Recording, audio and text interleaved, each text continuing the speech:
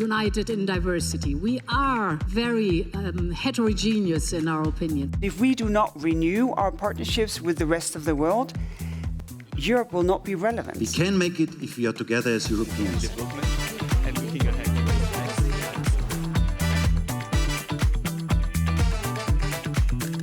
Do you genuinely believe that countries will manage to reach these very ambitious targets?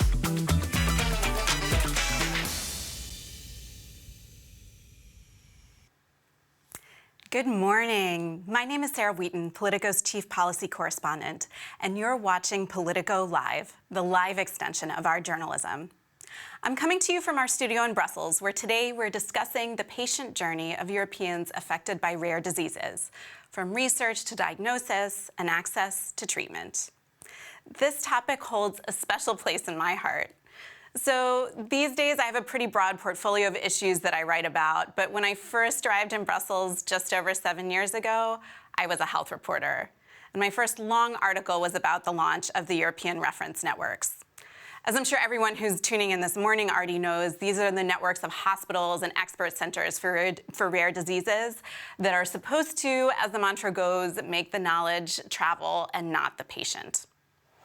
I don't think the Commission was super thrilled with the headline of the article. It was something along the lines of when the hype comes before the help, because there was this big fanfare about the launch, but nothing was really up and running yet.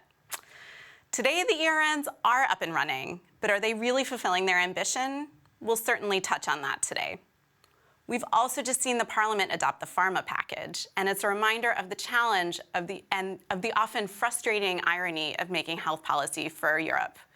Across 27 member countries, rare diseases aren't quite so rare, but beyond blunt force and politically charged instruments like IP incentives, there aren't always great ways to fully take advantage of the block's size and market power.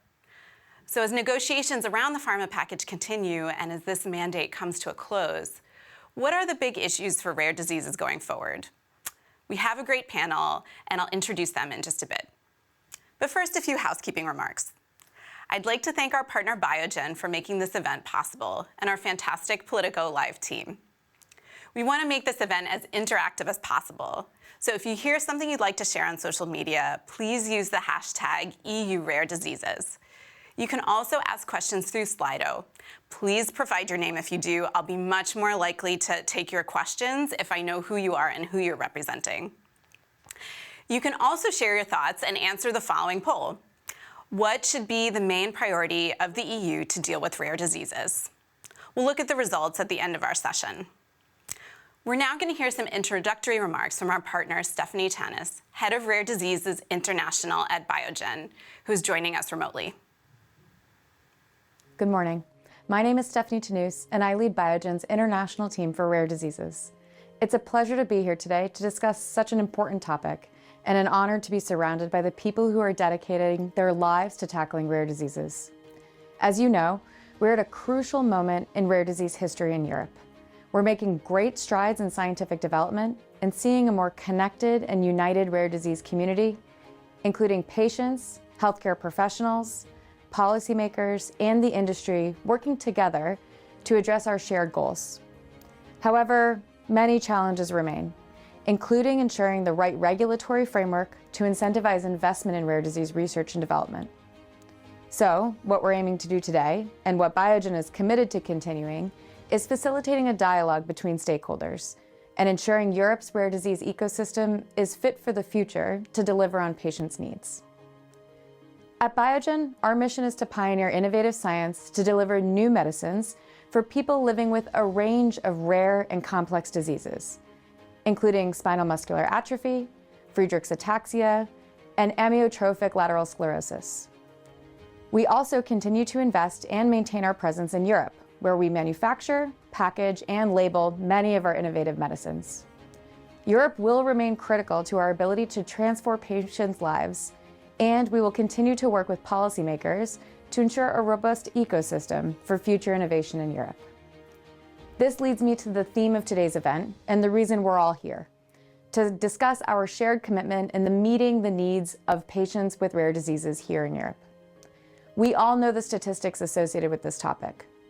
There are more than 6,000 identified rare diseases, with over 300 million people across the globe suffering from them, 4.5% of the world's population. Here in Europe, approximately 30 million people are living with a rare disease, having waited an average of 5 years to receive an accurate diagnosis. Gaps in the diagnostic process include lack of awareness with clinicians early in the patient journey and low or slow access to genetic testing.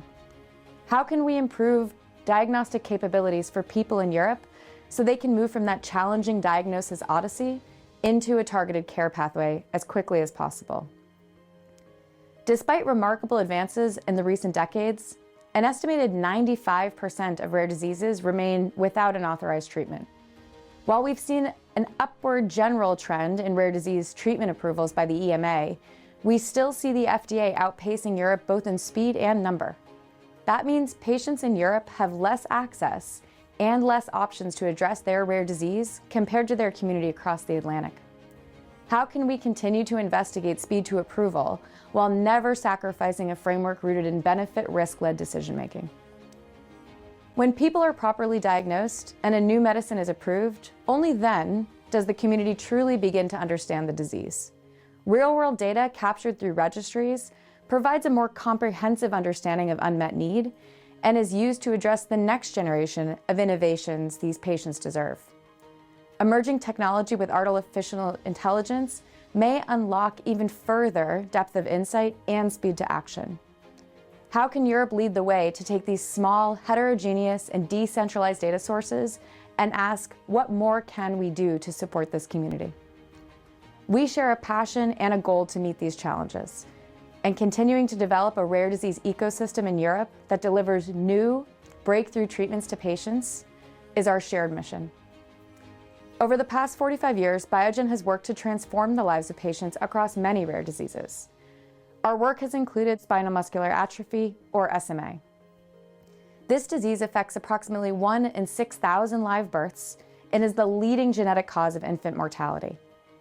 Before treatment was available, a diagnosis of SMA meant either an early death or a lifetime of progressive disability. Babies born with the most severe form of the disease were unlikely to reach their second birthdays, and those few who did could not even breathe without support. Partnering with the community, we piloted newborn screening genetic test programs that enabled the earliest intervention for babies diagnosed and increased the hope for parents around Europe to seek the best care for their child. Now, in European Union member states, we estimate 55% of children are able to be screened at birth. And since 2015, we've changed the lives of more than 15,000 people living with SMA, helping infants, children, teens, and adults live fuller lives. Now we're hoping to change the lives of those living with Friedreich's ataxia, or FA, also. FA is the most commonly inherited ataxia in Europe, and it's estimated to impact over 15,000 people worldwide. As the disease progresses, people living with FA may experience vision impairment, hearing loss, problems with speech and swallowing, scoliosis, and serious heart conditions. Most FAers eventually require a wheelchair within 10 to 20 years of their diagnosis, and complications from FA contribute to a life expectancy of only 37 years of age on average. Early symptoms of FA typically appear in adolescence and include progressive loss of coordination, muscle weakness, and fatigue. Given that this is a period already marked by such profound physical and hormonal changes, the diagnostic journey can be complex and take years. Robust access to genetic test panels and broad disease education for clinician groups such as neurologists, cardiologists, and orthopedists will give the FA community the hope that they deserve. And finally, we continue our long-standing commitment to the ALS community. Biogen has been tackling research and development in ALS for nearly 2 decades. Through every attempt, we learn more about the pathophysiology of this complex disease and try new mechanisms and approaches by which to address it.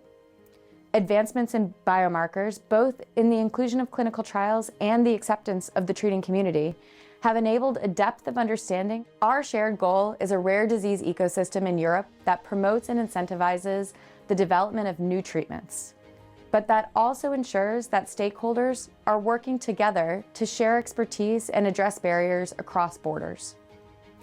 Biogen's commitment to those living with a rare disease will be to continue to take bold risks and innovating. But developing future treatments also relies on Europe maintaining a strong innovation ecosystem with a predictable IP framework and incentives to attract innovation and facilitate access. This is where the revision of Europe's legislation on orphan and pediatric medicines and overall general pharmaceutical legislation is so important. These present a once-in-a-generation opportunity that not only ensures that innovation is properly incentivized, but that also we have a regulatory framework adaptable to new technological advances to support these areas with high unmet need. We also strongly support the Eurota's call for a European action plan on rare diseases and for robust national strategies that continue to foster research, diagnosis, and access to treatments and care that respond to these high patient unmet needs. Before I hand over to our distinguished panelists, let me reiterate Biogen's commitment to this topic. Our driving mission is to develop and discover meaningful treatments that make a difference to the lives of people who've been waiting, and to look forward together to achieve this goal. Thank you.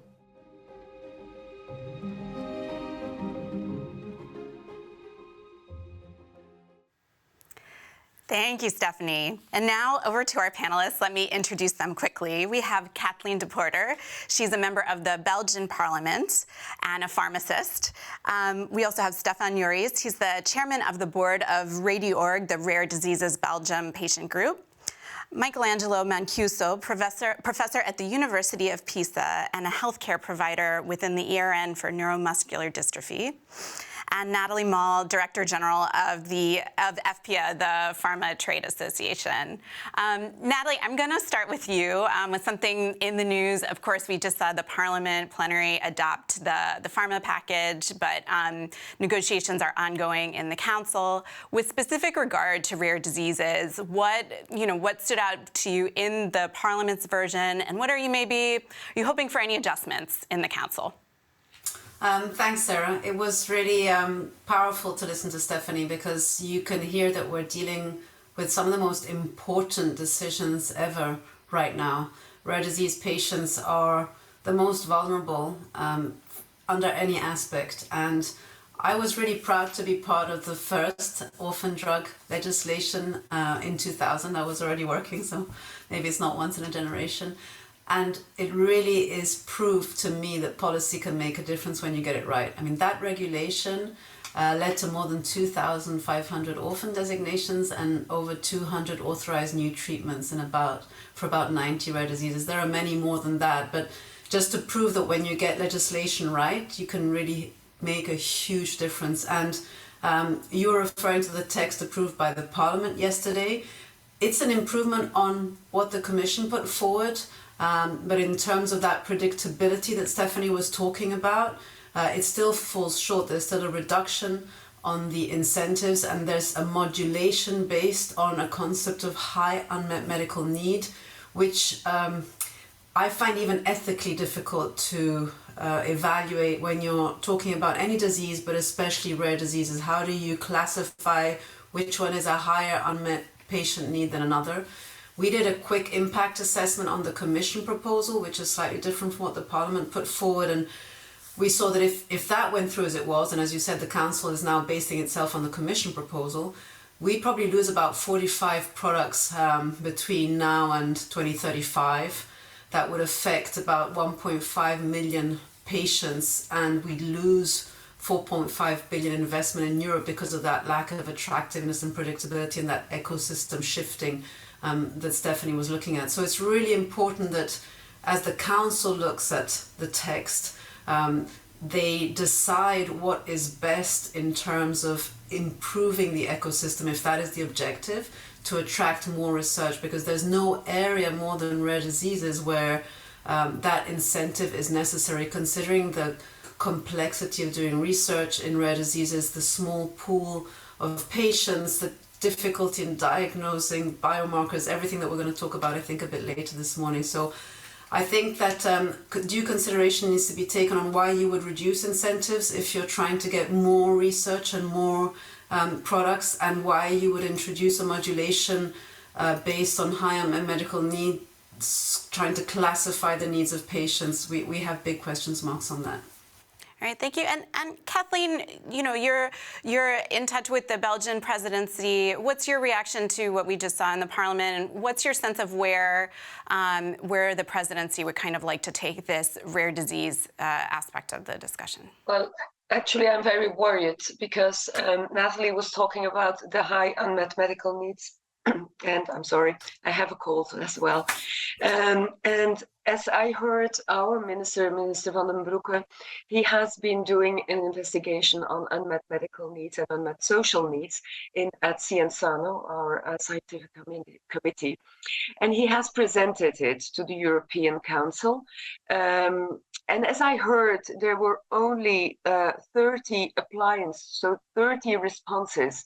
So if you have to base your definition of unmet medical needs on 30 or 50 cases, that's not enough. So I'm really worried about the arguments, the criteria that will be used to define these unmet medical needs and unmet social needs.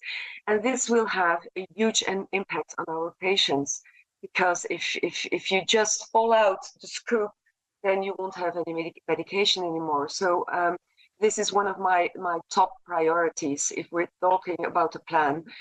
How are the policymakers in Europe are going to implicate these unmet medical needs, and what will be the impact on the patients? Right, of course, these unmet medical needs are key because this definition will sort of define which types of R&D are incentivized. That's it. And it will also have an effect on the attractivity to invest in the R&D. And then, of course, it will come to the patient. And the patient will be the one who falls out. Right. Well, Stefan, you know, let's have you weigh in here. I mean, from the patient's perspective, what do you think is the best way to be defining this unmet medical need to incentivize research?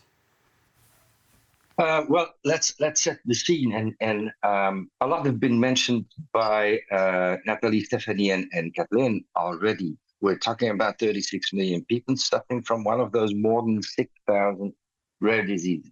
But they share, it's a very heterogeneous group, but they share many common challenges. And the first one, as Kathleen rightly mentioned, is that they are quite invisible. And due to the lack of data, we don't have a fair and proper registry.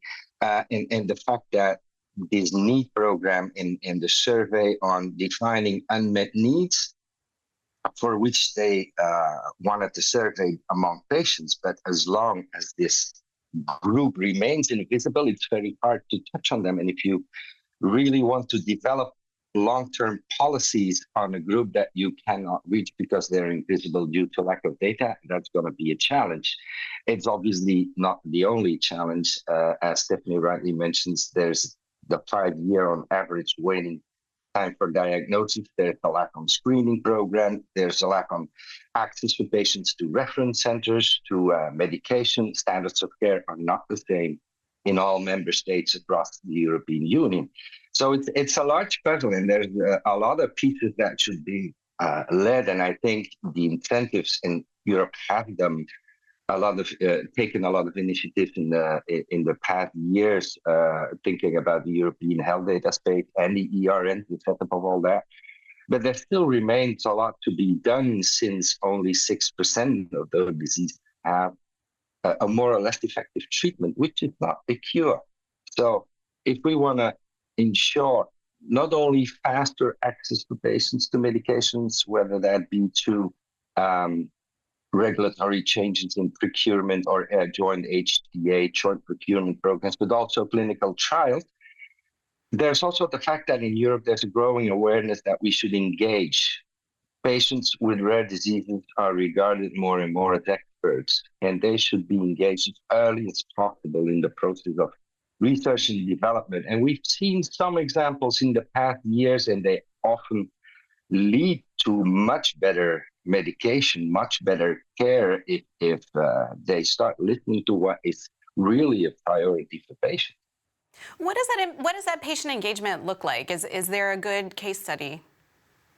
There are different examples, and I know that within the world of cystic fibrosis, for example, we have a community advisory board that talks to industry about the setup of clinical trials, whether that be about informed consent, about frequency of visiting the reference center that does the clinical study, about therapy burden, about the administration mode of the medication, about a lot of things. But even then, our feeling is that this should happen more and more early in the process of research and development, because what we've seen in the past is that researchers have a certain ideas of the priorities for people with a certain specific rare disease, and it often does not match the patient priorities. So if you really want to help those patients, you should start as early as possible in the process, start listening to them. Mm-hmm. Michelangelo, through your work with the European Reference Network, are you getting insight into kind of how to have better patient engagement throughout the process? Yeah. First of all, let me comment on the previous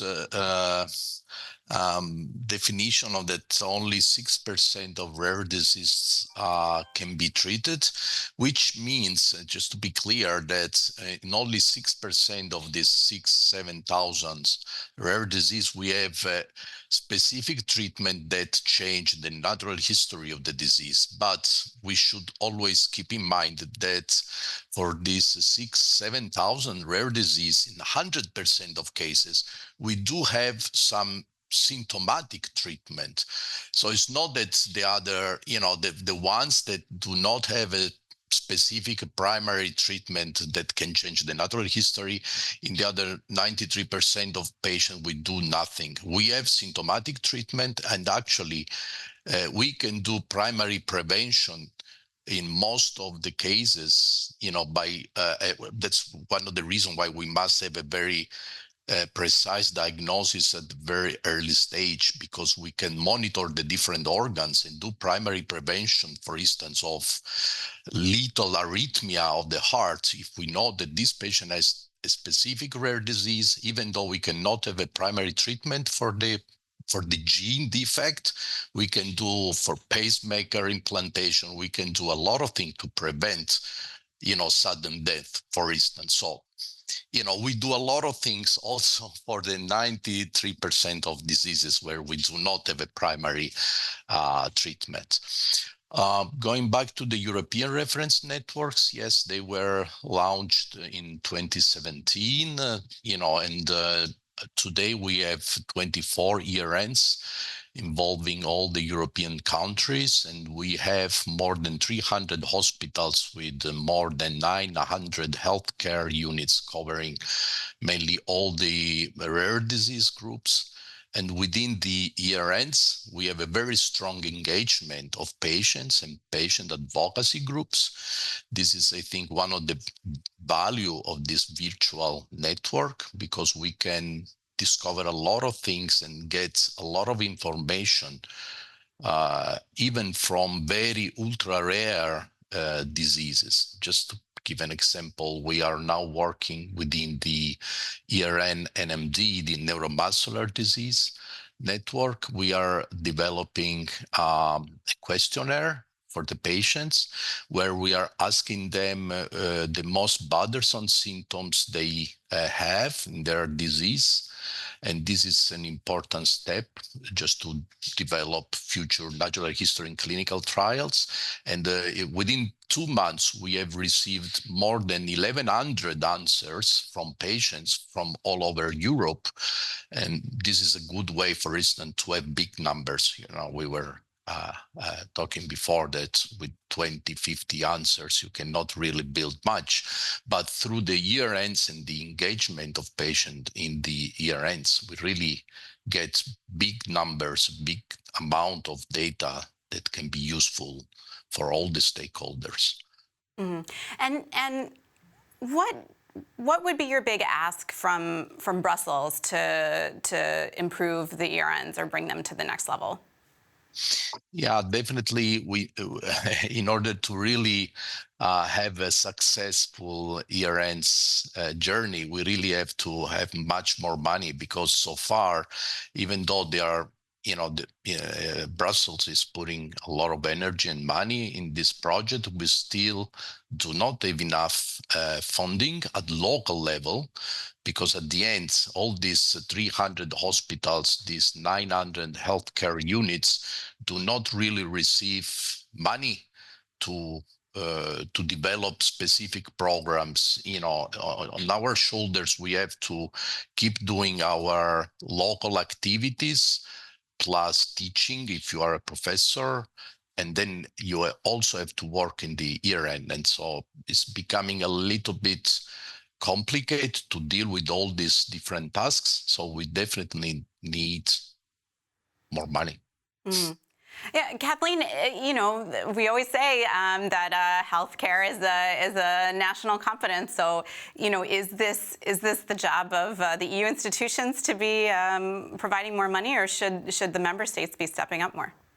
Well, I don't think it's the European Commission who has to give this money to the ERNs. I think it are the member states.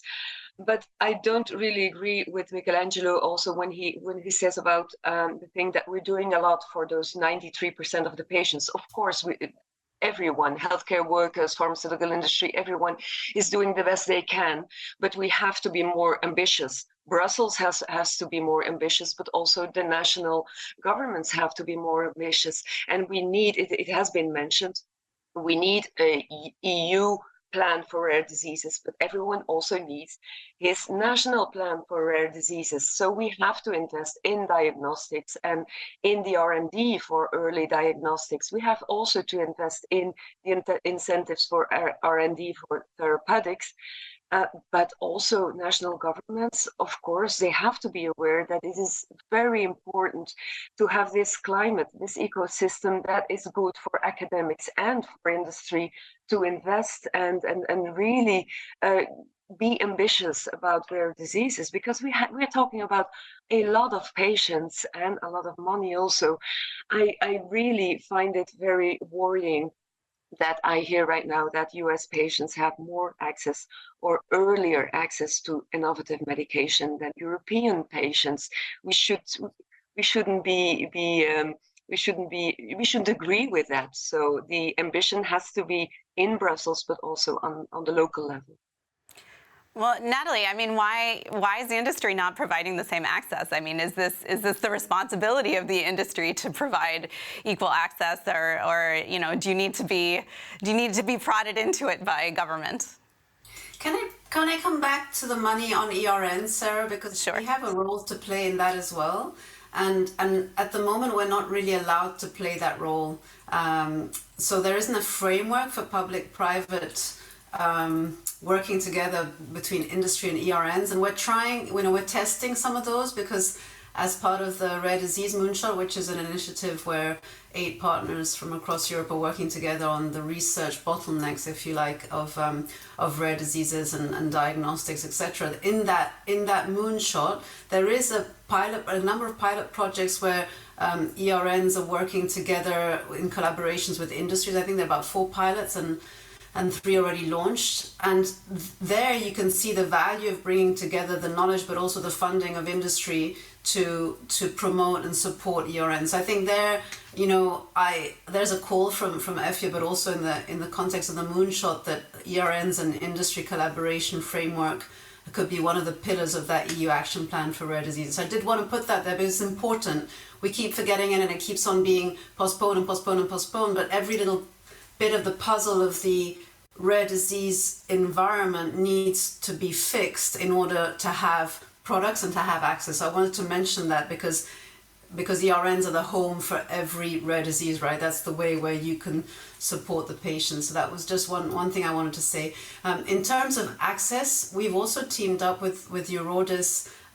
When we pledged, we made a commitment to improve access overall of all medicines in Europe to more than 2 years ago, after we analyzed every year we analyze how long patients wait, but the last 3 years we also analyzed what the obstacles to access were, and we found 10 interrelated obstacles, unfortunately, so nothing that any one actor can solve with a silver bullet. But since we identified that as a stakeholder on our own, because unfortunately we can't seem to get an access roundtable to exist. I don't know why. We've been calling for that with patients and all the different healthcare stakeholders and member states and commission. Since we can't do that, what we did 2 years ago, and we have a joint commitment also with Eurodis, was to start with from our responsibilities.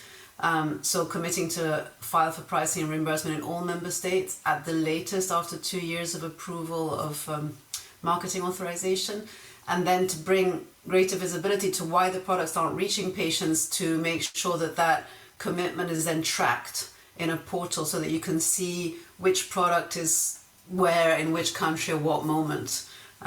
So those were two things that are ongoing.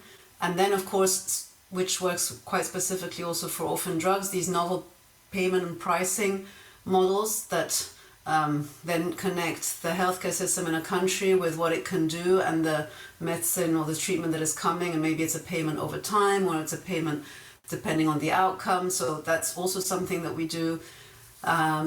And we've also made a proposal, but that's again something that can only come true if we sit together around a table and make the framework to make it happen, to make sure that countries that can afford less pay less for medicines.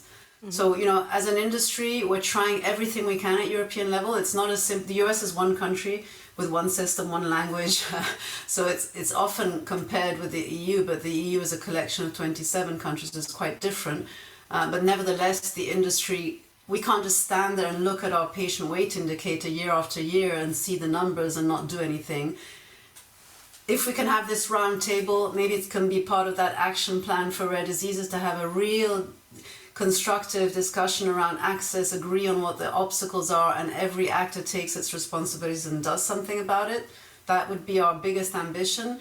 Until now, what we've done is what we can do, which are these commitments, and I understand Eurodis, as the patient representative, appreciates that because we published that joint commitment with them. So it was a good step forward, but it won't solve the 10 root causes that we've identified. We need to do more. Mm-hmm. Stefan, what would your big ask as far as access be? Is there of course there are no silver bullets, but is there kind of a best buy approach? Maybe two major points for me. I think that support for patients and patient organization is important, because when Michelangelo talks about these, the ERNs within neuromuscular diseases, this is obviously one of the larger ERNs and grouped within rare diseases. But what we see in rare diseases, Belgium, for example, is that the large majority of our members, we only have 87 member patient associations. All other members are individuals. Why? Because there are not many enough to start a PO.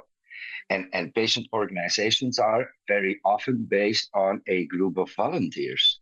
Now, I had a meeting with the Federal Agency for Medication in Belgium last week, where they asked more patient experts to join STA, so Scientific and Technical Regulatory Advice for medication and submissions. But we lack experts. So, and a lot of those patient organizations don't have the capacity to do so. They need support in order to start train those patients as well, identify those patients, start with registries so we can talk to those patients. And that's on different levels. As Kathleen said, I think also that member states should come in and do more to support those patient organizations, content-wise, and on the development of what their real added value, but also on a European level. If we look at the European Alliance, patient organizations in Duchenne, hemophilia, CF, multiple sclerosis, they're doing great jobs and they're really working well, but they remain, unfortunately, exceptions. So there, Europe could step in and see that they added value, that other patient organizations can rise to the same level of professionalism. That's concerning patients. On the other side, I also see that, for example, if we still need regulatory changes. If we look at EMA today, they still have, let's say, a certain reluctance to accept in vitro data. In vitro data, if we look at cell and gene therapies, if we look at ATMPs coming up that are in the pipeline, in vitro data will become more and more important. So there's still some adaptation in regulation and updates to do if we see that FDA has a lot less problems. And we see that in studies, after all, it's been confirmed that those data are valid. Mm-hmm. Mm-hmm. But also, if we look at joint procurement, a lot of those diseases are very, very small. So they concern very small groups of people in the different member states. Why can't we do joint procurement so that access for patients remains a lot faster than it is today? And Natalie, what do you think about that idea of joint procurement by the member states of rare disease drugs?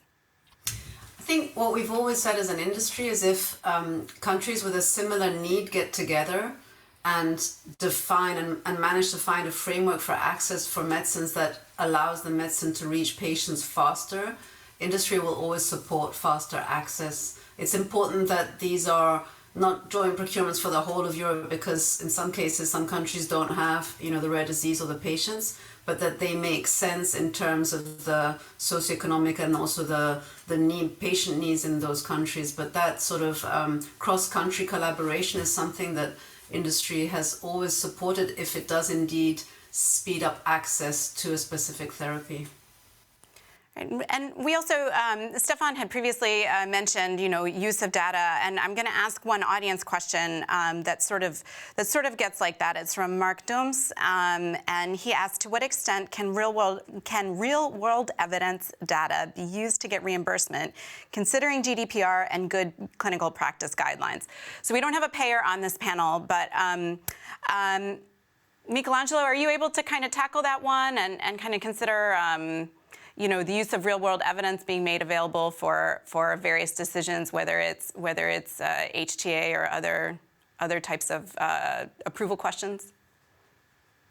Yeah, that's a complicated story because it's not always easy to collect all this kind of informations. And one of the major challenge we have in our research activities, it's not a challenge, it's an important point, but it is, it takes a lot of energy, is the GDPR activity that we have to follow in order to have good clinical studies. And when we deal with the rare diseases, and as we said already, we have very few numbers frequently for specific ultra-rare disease. It's very hard to get enough data. We need to collect data from different countries, and then, we have to go through all this normative and GDPR-approved process that, is to give us a lot of difficulties to find a way to collect data and use data to learn more about the disease.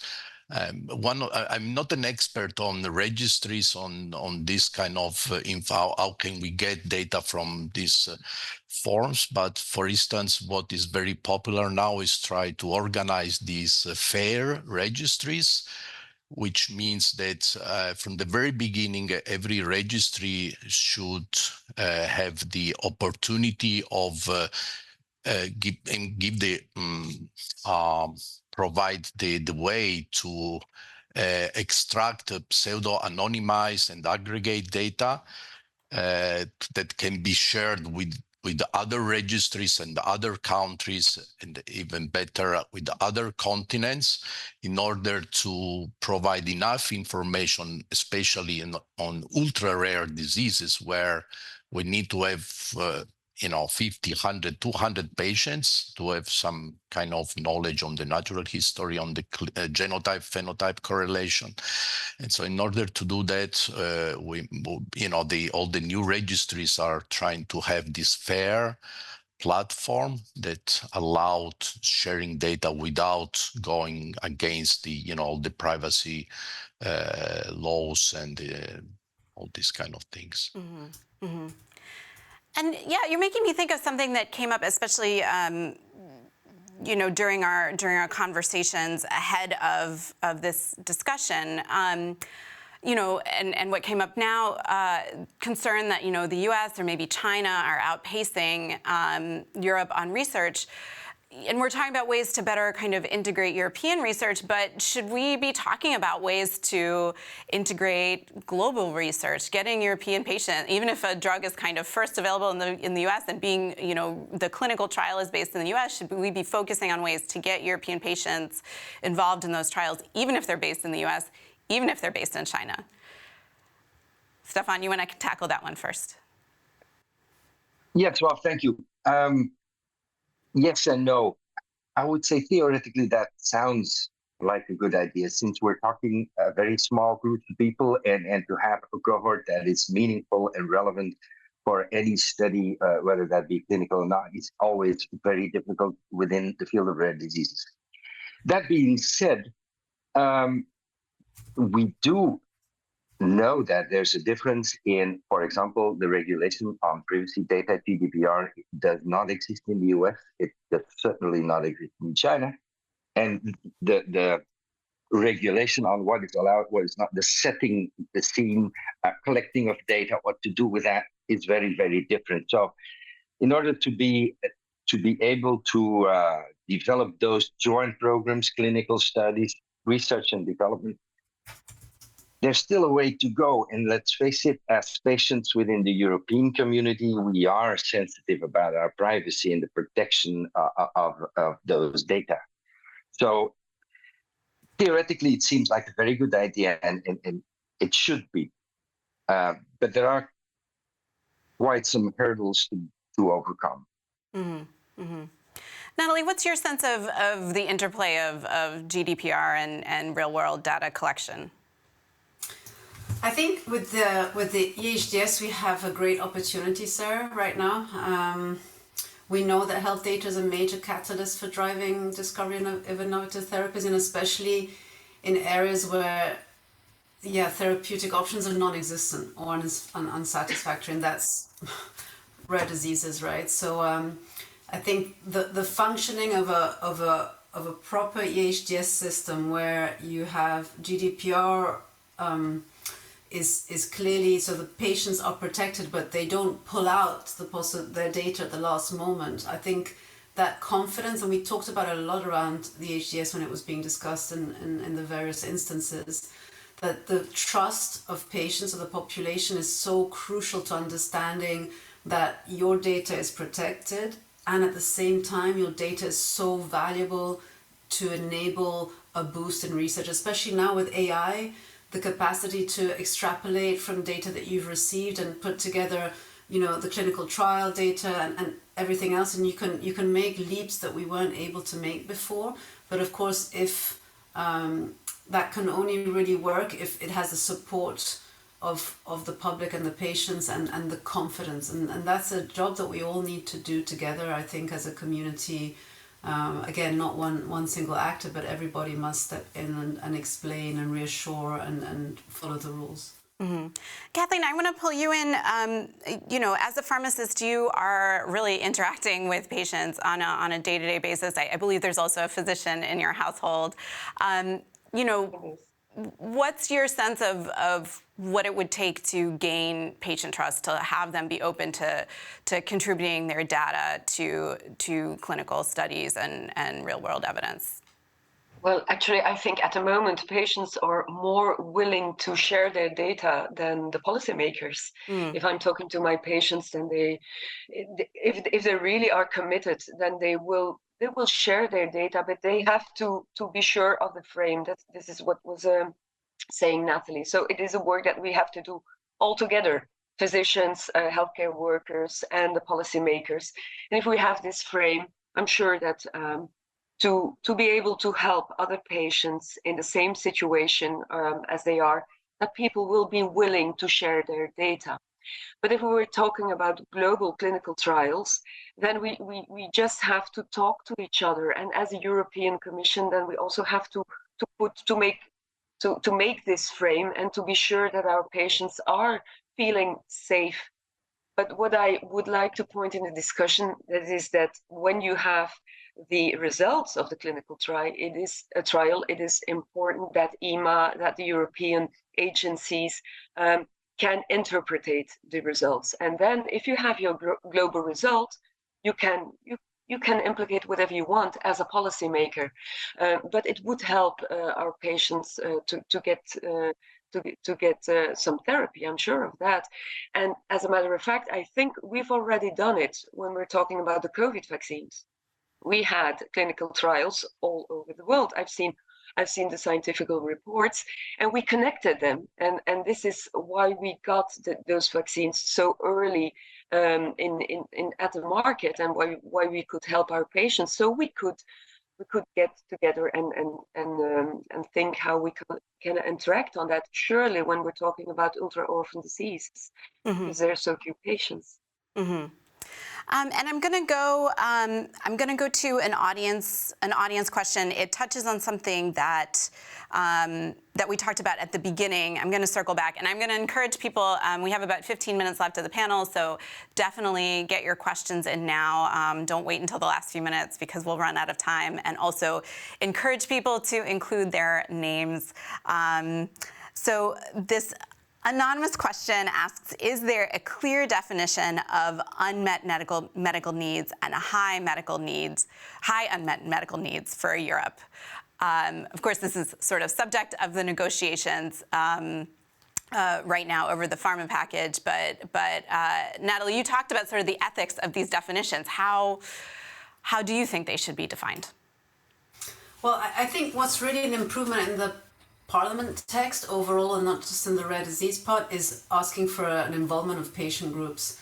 And I'm just circling back to what we were discussing at the beginning. I mean, nobody knows better what an unmet medical need is than the patient who's having that need. And sometimes, you may think, okay, so that patient is got 5 years more to live, but he's lying in a bed and can't get up. The unmet medical need was not necessarily to live longer, it was actually to be able to get up and move around. So I think it will be crucial to involve patients first and foremost in that definition, but defining,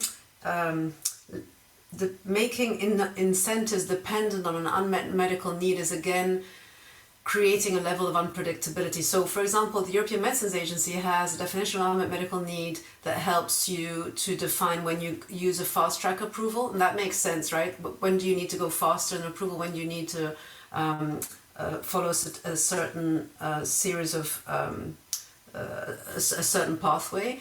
But putting it then as they've done here in the text as a basis for deciding how many years of incentives you get is very confusing, because that's not at the end of the product's life when you start approving it, but it was 15 years before when you start doing the research. And how do you know what the unmet medical need is 15 years in advance when you're starting to develop a product on a certain disease? And I think that is really, again, the concerning way that everything seems to be interlinked.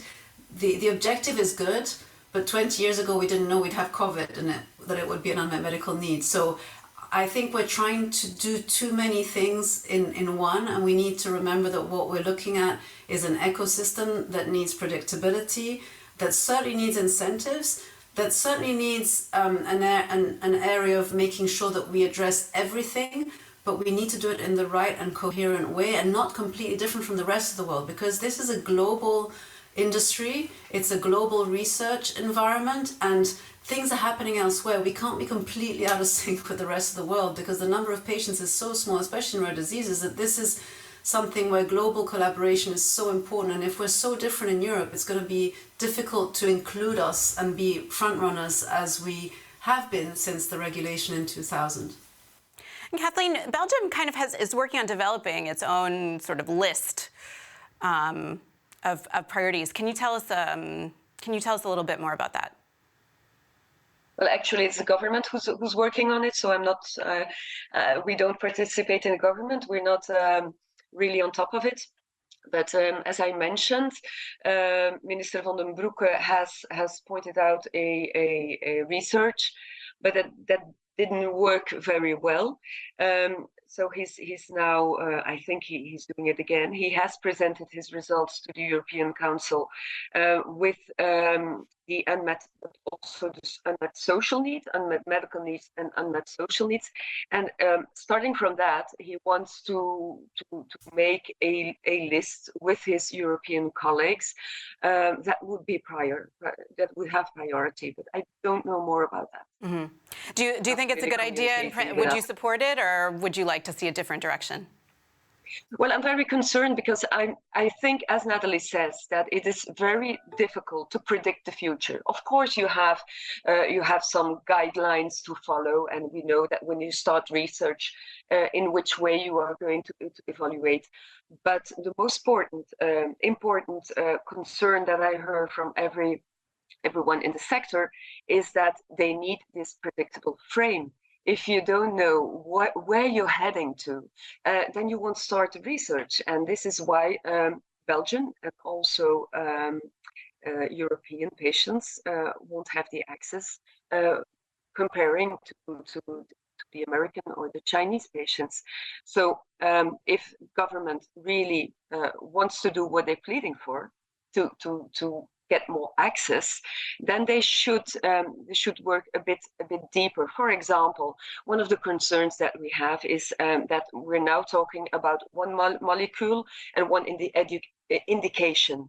So this is very important to point. If you're just giving market access for one indication, and then the pharmaceutical company has to start over all again with all the regulatory procedures for another indication, this will also slow down the access for the patients. This is one of the topics that Minister van den Broeke is presenting to our parliament, and this is really to get worried about. It is also one of the topics in the European strategic plan. You have this global orphan market access, but they're always talking about one indication, and you should be able to open it to other indications when you find them and when you can help more patients. Michelangelo, how do you think about unmet needs and what you would want to see prioritized by researchers? Yeah, definitely one of the major problems we have as scientists working in the field of rare disease is that for most of the rare diseases, we do not even know the natural history.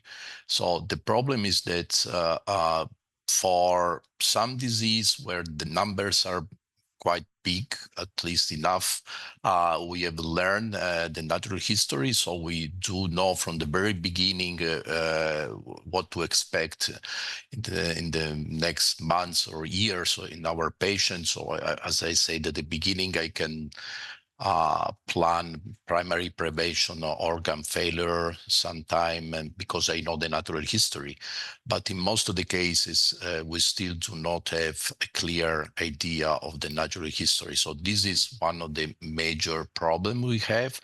But also from the patient perspective, one of the most important things that we should develop and know better is what is really bothersome for our patient, which are the most severe symptoms or signs that they experience during the disease course. And that's one of the reasons why with the year ends, we are developing all these PROMs, these patient-reported outcome measures, in order to learn from the patients the unmet medical needs, quantify per each symptom, per each sign, how these symptoms or signs are bothering our patients, in order to catch from the very beginning what is more important from a patient point of view, in order to develop from the very beginning molecules or intervention or rehab that can catch these real unmet medical needs from the very beginning. Mm-hmm. And Stefan, you talked already a bit about bringing the patient perspective in more in the process, but anything that you'd like to add about this approach of defining unmet medical need or high unmet medical need? Well, as Kathleen already mentioned, we've expressed on more than one occasions our concern about the approach. No, I assisted to a conference on health data a couple of weeks ago, and a lot of very intelligent people presented a lot about their projects on setting up databases and patient ownership data pods and all that stuff. And they all ended their presentation saying that stating what they wanted to do to improve the patient journey. And my remark in the panel on the end of the day was that none of them had actually talked to patients.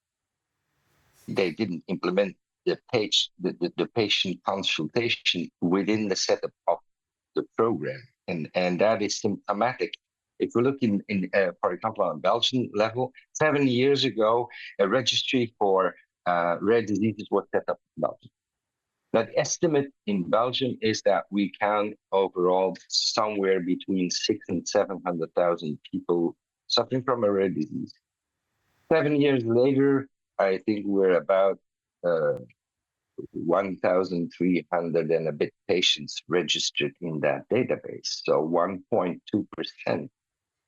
I mean, the consequence of that this group, heterogeneous as it may be, is still remaining invisible and hard to join. And if you, as I said before, want to develop any policy around rare diseases, you should make that group visible, first of all, to start talking to them, not only about them.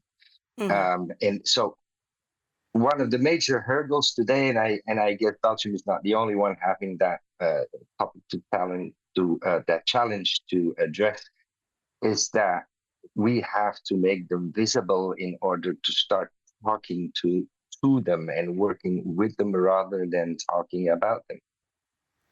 Thank you. And so we do, I think probably our last question, depending on how long the answers are, is from Angus Wallace. If you put your name, I ask your question. So thank you, Angus. What are your views on the effect of the new EU JCA, that's the Joint Clinical Assessment, coming into force for 8 TMPs in 2025 and OMPs in 28 on access to new treatments for rare diseases? Natalie, do you want to start with that one? Sure. Thanks for the question, Andrew. So the theory is that the new HTA will increase patient access and speed it up, right? That is the objective. We're seeing really concerning developments in the details of that. And you probably have seen as a joint set of industries, we've raised those concerns. We're not seeing the joint clinical assessment actually reducing the number of requirements, but increasing, just becoming number 28 of the 27 requirements that we already have. And so if we want to get it right, again, if the objective is the patient, like Stefan just said, if the objective is getting faster to the patient, we either take these things seriously and we act as one Europe, or and I'm going to be a bit provocative here, we might as well not have a joint clinical assessment. So I think it's really important that we work together with all the stakeholders and make sure that what the objective was actually translates as of January next year into something incredible. We did it with the European Medicines Agency, we were successful. We did it with the Orphan Drug Regulation, we were successful. We can do it again with HTA. Just quickly going back to what's been said, we risk 45 products not being developed in the next 10 years for rare diseases if we get the incentives wrong this time. If we get this legislation wrong, we're going to lose, 1,500,000 rare disease patients are going to have less access. We cannot afford to get it wrong. We really cannot. So big plea here for us to work in the next steps of this revision to make sure that we make ourselves as attractive as possible to those companies like Biogen, who are still looking at Europe, thank goodness, and investing. Do others kind of share this dire concern of Natalie's, or do you think she's overstating it?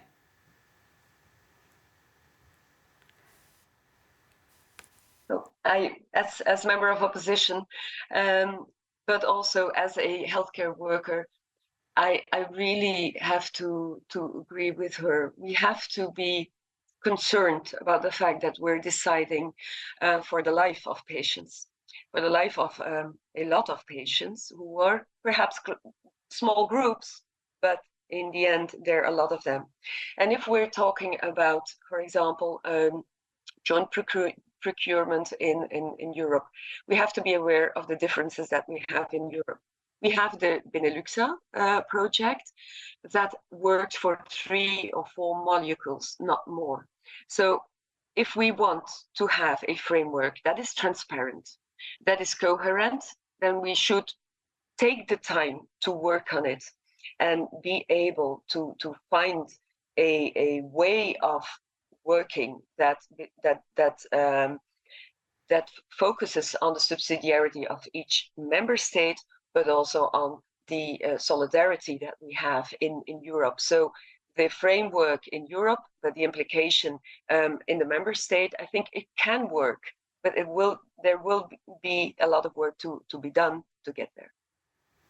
Okay, well, I think we're gonna leave it there. So thank you so much to our panelists, Kathleen, Stefan, Michelangelo, Natalie. Really interesting discussion about these sort of tensions with joint assessment, joint procurement. Some people, are hopeful that that can streamline the process and lower cost, improve access for smaller member states, but others see it as just adding more bureaucracy into the system and not actually working very well. I also was really fascinated by our conversation about the tensions with data privacy. It is very important to European patients, but at the same time, we're looking for ways to improve use of real-world data in these assessments. And then, of course, the ongoing issues with the European Reference Network and their need for full funding in order to be fully functional. So I think we hit on a lot of really important points today. Thanks again to our panelists. Thanks again to Biogen for making this possible. And thanks to everybody logging in on a Friday morning to join our discussion. We'll see you next time at Politico Live.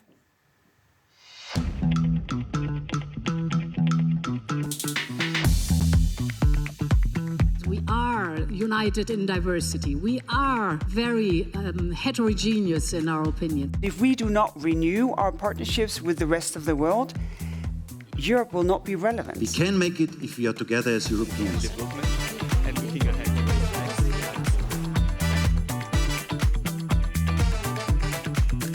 Do you genuinely believe that countries will manage to reach these very ambitious targets?